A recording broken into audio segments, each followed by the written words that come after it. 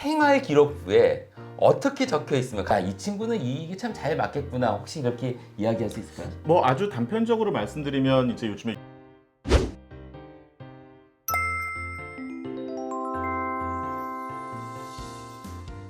너무 오래된 일이라서 잘 기억이 안 나는데요.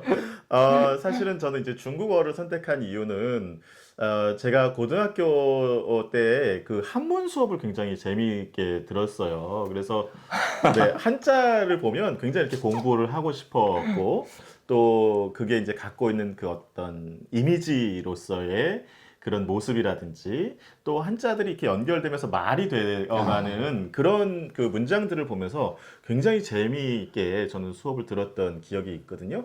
그래서 사실은 원래는 한문학과 뭐 이런 데를 가볼까 하는 생각도 했었는데 저희 고등학교 담임 선생님께서 중국어를 전공해도 좋겠다라고 이제 강추를 저한테 해주셨습니다. 그래서 이제 그때까지만 해도 저는 이제 중국어과 뭐 이런 거에 대해서는 잘 생각을 못 해봤었는데 담임 선생님이 강추하시는 그 내용을 듣고 진로를 이제 결정을 하게 됐죠. 그때 마침 우리 한국하고 중국이 막 수교하려고 준비하고 있었어요. 제가 그거 여쭤보려고 했었어요. 네, 네. 그래서 그게 혹시나 좀 영향을 주지 않았나. 제가 이제 대학교 들어오고 나서 한중 수교가 되긴 했는데요. 그때 이제 분위기가 막 무르익고 있을 때였습니다. 네. 롯데말 친구들 그때 90년 우리 그 교수님께서 아마 90년 학번이나 89년 학번이 아마 그 정도 되실 겁니다. 네. 89 학번. 네. 그때 고등학교에서는 한자 수업이 한문 수업이 있었어요. 네. 모두가 다 싫어했습니다, 한자를. 그런데 교수님 확실히 그런 배경이 있으니까 이쪽으로 가셨구나 그런 생각이 드네요. 그래서 사실은 제가 지금도 수업 시간에 한자라고 하는 것과 중국 문화가 어떻게 연결되는지 하는 수업을 제가 만들어서 또 하고 있습니다. 저는 나름대로 좀 재밌게 하려고 하는데 저희 학과 학생들은 재밌어하는 친구들도 굉장히 많이 있습니다. 근데 네. 그게 또 궁금합니다, 선생님. 나중에 또 학과에 대한 질문에서 나오겠지만 우리가 보통 어문 계열이라고 하면은 이게 중국어 배우고 예를 들면 영어 영문학과도 뭐 셰익스피어 배우고 이럴 것 같은데 교수님 어떻게 영화 쪽으로 이렇게 가셨네요? 영화는 사실 이제 제가 학부 때부터 이제 관심을 쭉 가졌던 것은 아니고요. 물론 이제 개인적인 취미는 있었습니다만 이걸 공부해야 되겠다고 마음 먹은 거는 2000년대 이후의 일입니다. 그러니까 제가 박사학위 공부를 하면서 당연히 이제 그때는 인문학으로 그 대학원을 진학하면 인문학 쪽에서는 당연히 문학이나 철학이나 역사학이나 이런 것들을 하는 시대였는데요. 저는 이제 주로 문학 공부를 하고 있었는데 2000년대가 넘어오면서 우리나라에 문학의 위기라고 하는 그 논의가 굉장히 활발하게 이루어지고 있었습니다. 그래서 문학이 위기다. 심지어는 문학이 죽었다. 이런 선언까지 이제 나오던 때여가지고 그럼 어떻게 해야 되냐. 문학이 죽었으니까 다시 살려야 되나? 뭐 이제 고민을 하다가 이제 그렇게 주장하시는 분들도 계시고 문학이 죽었으니까 이제 내버려두고 새로운 장르를 찾아가자라고 해서 새로운 장르가 뭐가 될까? 영상이다. 그래서 그때 많은 분들이 문학을 공부하시다가 영화를 이제 새롭게 공부하시는 이런 선택을 하셨거든요. 그래서 저도 이제 그때 막 박사학위를 준비하고 있을 때였는데, 이거 문학이 죽었다는데 죽은 문학 공부하면 별로 앞으로 그 미래가 보장되지 않겠다 싶어가지고 이제 영화 공부를 이제 본격적으로 하기 시작했죠. 그러나 이렇게 생각했던 건 제가 어렸을 때 생각이고요. 지금 생각해 보면 그때로 돌아간다면 저는 다시 그 중국의 당시 고전 시라든지 뭐 중국의 재밌는 소설이라든지 이런 것들을 공부했어도 지금 굉장히 재밌게 공부하고 있지 않았을까 하는 그런 생각을 해봅니다. 어렸을 때 그 잘 몰랐을 때 했던 생각이죠. 그렇다고 영화를 선택한 것에 대한 후회를 하는 것은 아니고요. 네. 제가 왜 웃었냐면 교수님 우리 롯데말 친구들이 이미 다 알고 있는데 저는 철학과 출신이에요. 그러시군요. 네. 저는 대학교 때 철학을 공부하고 석사 때는 신방과를 가고 박사 때는 이제 커뮤니케이션 학이라고 해서 이제 HCI 휴먼 컴퓨터 인터랙션을 하고 그 외에는 또 소프트웨어를 해서 제 전공에서는 저도 잘 헷갈립니다. 그러시군요. 그런데 저는 21세기가 요구하는 인재시네요. 근데 저도 교수님하고 똑같은 얘기를 해요. 뭐냐면은 제가 지금 이렇게 아주 말랑말랑하게 지식을 습득할 수 있었던 것은 제가 학부 때 인문학을 했기 때문이다. 네. 만약에 내가 인문학이 아닌 딴 학문을 했었어도 이렇게 말랑말랑하게 받아들일 수 있을까? 네. 그건 잘 모르겠어요. 근데 저는 어쨌든 배경이 인문학이어서 네. 그랬던 것 같거든요. 근데 교수님 말씀도 좀 비슷한 것 같아요. 네. 동지를 만나야 되는데요. 그래서 롯데말 친구들 오늘 우리 임 교수님을 통해서 또 하나 중요한 게 배운 게 우리가 나 영상 할 거야, 미디어 할 거야. 그러면은 영화 관련 학과라든지 또는 미디어 관련 학과를 가지만 임 교수님처럼 예를 들면 중국학 공부를 하면서 난 중국학 쪽에서 중국 문화에 관심이 있어. 중국 문화에서 내가 영화를 좋아해. 그럼 난 중국 영화 쪽으로 할 거야. 이런 방향도 얼마든지 벌어질 수가 있기 때문에요. 늘 얘기하지만 여러분들이 좋아하는 게 무엇인지 먼저 찾고 그리고 나서 학문 분야를 결정하고 학과를 결정하는 것. 저는 이런 방향이 더 적절하지 않나 그런 생각을 합니다. 맞습니다. 그런 의미에서 사실은 우리나라의 요즘 그 대학의 체계라고 하는 것이 조금 문제가 있는 것이 사실이죠. 그러니까 말씀하신 대로 이렇게 학과라고 하는 걸로 이렇게 나누어 놓았기 맞습니다. 때문에 그 어떤 학과가 포괄하지 못하는 많은 영역들이 있을 수 있거든요. 네, 그래서 지금 말씀해 주신 대로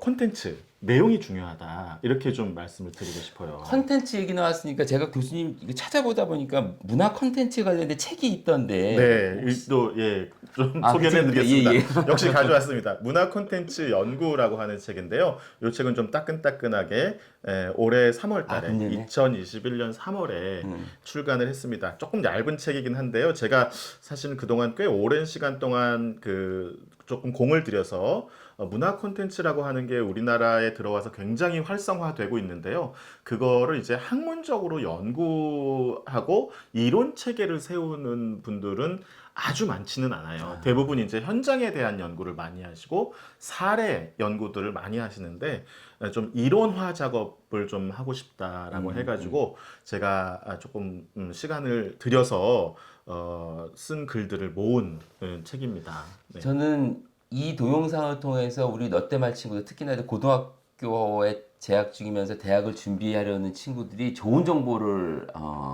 가져갈 것 같은데 어문 계열이라든지 인문 계열이 단지 말을 배우고 문학을 배우는데 그치는 게 아니라 이런 식으로 문화, 컨텐츠 분야로도 갈 수 있다라는 하나의 사례를 배운 것 같아서 저는 교수님이 오늘 이렇게 가져오신 게 많은 도움이 된 것 같습니다. 아, 네, 감사합니다. 네. 그러면 자연스럽게 우리 그 얘기를 하죠. 자, 교수님 이런 연구를 하셨습니다. 네. 어떤 학생들이 이런 전공을 하면 좋을까요? 혹시 좀 구체적으로 이러이러한 친구들이 이런 공부를 하면은 더 잘할 수 있을 것 같아요. 혹시 그런 게 있나요? 어떤가요? 첫째, 다른 친구들과 잘 놀기를 좋아하는 친구들.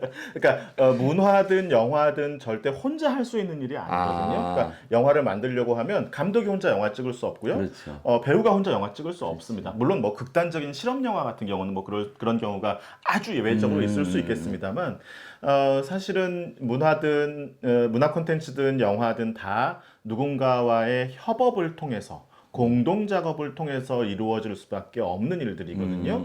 그래서 다른 사람의 말을 잘 들어주고 또 내 말을 정확하게 다른 사람에게 전달할 수 있고 이게 기본적인 커뮤니케이션 능력이라고 하잖아요. 그래서 이런 기본적인 커뮤니케이션 능력을 갖추고 또 다른 사람들을 잘 이해하고 배려할 수 있는 마음을 가진 친구들 또 그렇다고 해서 자기 주장을 그냥 뭐 아무렇지도 않은 것처럼 여기는 것이 아니라 자기가 하고 싶은 말, 자기가 하고 싶은 일을 정확하게 또 상대방에게 전달해서 그것이 서로 다를 때는 잘 조율하고 또 심지어 갈등이 일어날 수도 있거든요. 그 갈등들을 좀 잘 해결하면서 여러 명의 친구들이 함께 공동의 목표를 향해서 뭔가 결과물을 내는 일들에 조금 능력이 있는 친구들 이런 친구들이 좀 하면 좋을 것 같아요. 교수님 그러면 만약에 제가 좀 이런 식으로 얘기해 볼게요. 아마 우리 네. 롯데말 친구들이 이렇게 의문을 가질 수도 있을 거야. 그럼 도대체 뭘 해야 되지? 내가 이렇게 할 수 있을 것 같아. 그래서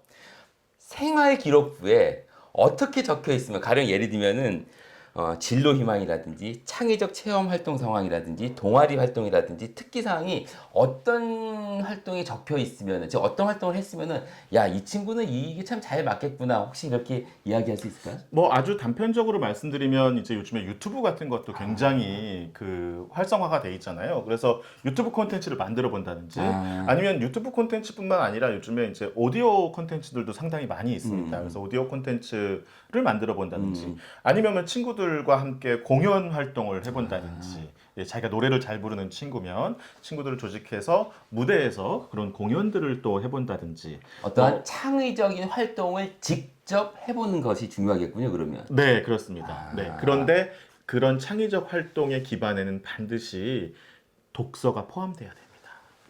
네. 아까 얘기 말씀드렸던 대로 다시 돌아가는 건데요. 예, 예, 예. 콘텐츠라는 말은 내용이라는 말이잖아요. 예, 예. 내용이 없는 영화, 내용이 없는 노래, 내용이 없는 공연 아무 소용 없습니다.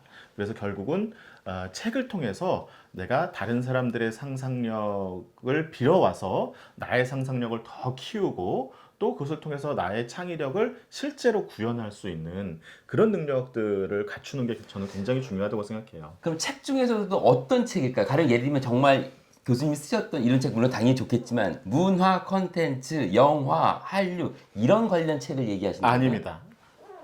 롯데말 친구분들께서 어떤 책을 읽어야 될까? 저는 읽고 싶은 책을 읽어라. 이렇게 얘기합니다. 예, 자기가 관심 있는 분야. 예를 들어서 제가 역사에 관심이 많아요? 그럼 역사책 읽으세요. 역사책 읽다 보면 역사책 안에 미술이 나오고 문학이 나오고 철학이 나옵니다. 과학도 나옵니다.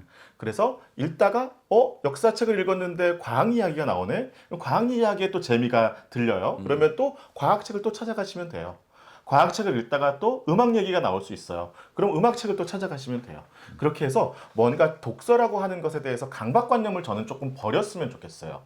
책은 이렇게 읽어야 된다라고 하는 어떤 규정들이 우리 사회에 상당히 많이 있어요.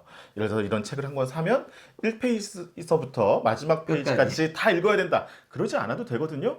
자기가 좋아하는 부분만 읽고 내려놨다가 또 어느 날 갑자기 이 책을 읽고 싶으면 또 펴서 다시 읽을 수 있는 거잖아요. 그래서 독서에 대한 강박관념을 버리고 그 책이 어떤 책이든 여러분들이 가장 지금 눈에 띄는 읽고 싶은 책들을 골라서 마음대로 읽으세요.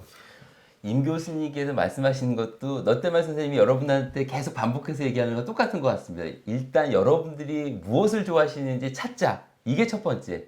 그리고 그것을 일단은 do it 하자.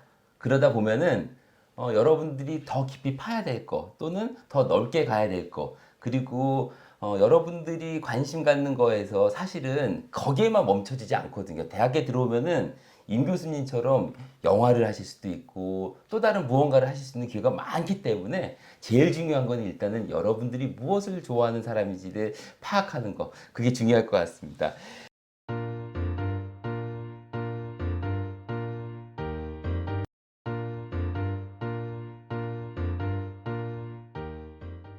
영상이 유익하셨다면 구독, 좋아요, 댓글과 알림 설정까지 부탁해요.